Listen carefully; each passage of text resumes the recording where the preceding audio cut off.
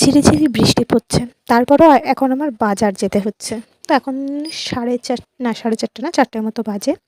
তো এই বৃষ্টির মধ্যে আজকে বাজার যেতে হলেও ভালো লাগছে বাজার যেতে। কারণ অন্যদিন বৃষ্টি হলে বাড়ি থেকে বেরোতেই ইচ্ছা করে না, কিন্তু আজকে বৃষ্টি হচ্ছে, তারপরও বাজার যেতে ভালো লাগছে। কেন বলো তো? চলো সেটা গেলেই দেখতে পাবে তোমরা।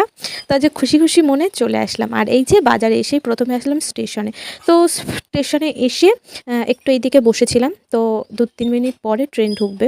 তো ওই যে ট্রেনটা ঢুকে গেছে, আর আমি তখন না ডাউন থেকে আপে এসে বসে আছি। আর এই যে আজকে বৃষ্টির মধ্যেও বাজারে আসার কারণ এই একটাই, কারণ এই যে আমার মাম্মা, বেটা আর আমার দিদি আজকে আমাদের বাড়িতে আসছে। তো প্রায় 2 মাস পরে আসছে ওরা। তো আমার মনে হচ্ছে যে কতদিন ওরা আসেনি। আর এই যে আমার মাম্মা, দেখো ও একটা ব্যাগ নিয়েছে, আর ওর ব্যাগের ভেতরে না মনে হয় কিছু খুচরো পয়সা আছে। তো ওই যে ওর দাদা নিয়ে নিচ্ছে বলে দেখো কেমন ঢং করে কান্না করছে। তারপরে এই যে আমার সাথে কোলে নিয়ে চলে আসছি, আর আবার দেখো ওকে টাকলু করে দিয়েছে। তো যাই হোক, এইদিকে চলে আসলাম। আর এই যে দিদি এসেছে মিষ্টি নিতে।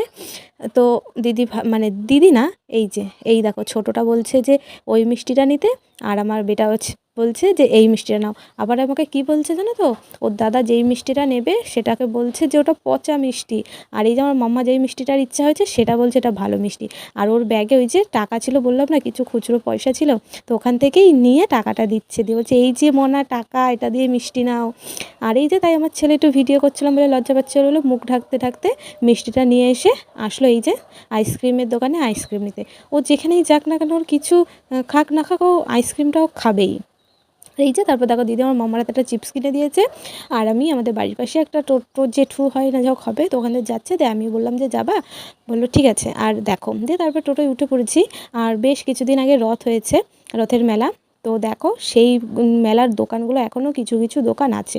ওই দোকানগুলো না বেশ অনেক দিন থাকে।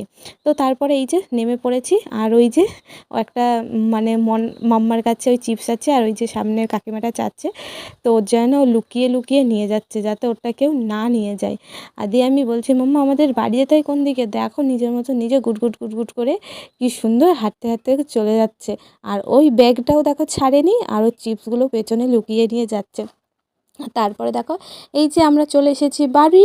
আর এই যে এসেও চিপস খেতে শুরু করে দিচ্ছে। আর ওই যে আমার মা হচ্ছে যে জামাইবাবুর সাথে কথা বলছেন। আর এই